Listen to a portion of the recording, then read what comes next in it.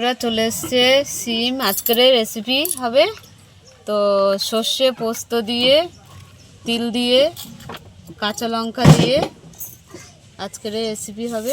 তো আমি সর্ষে দিয়ে দিয়েছি, ওখানে তিলও দিয়ে দিয়েছি, পোস্তটাও দিয়ে দিয়েছি, কাঁচা লঙ্কাও দিয়ে দিয়েছি, আদাও দিয়ে দিলাম। আমি কেটে নেবো, গুঁটো গুঁটোই রাখবো।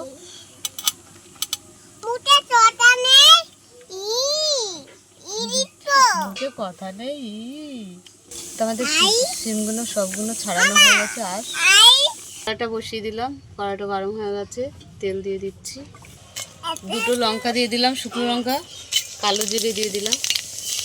তো আমি সিমগুলো দিই,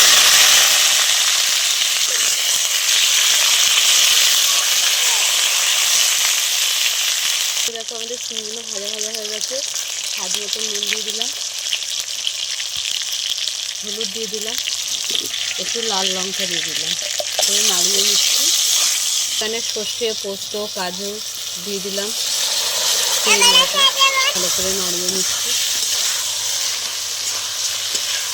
তো আমি হালকা জল দিয়ে দিলাম।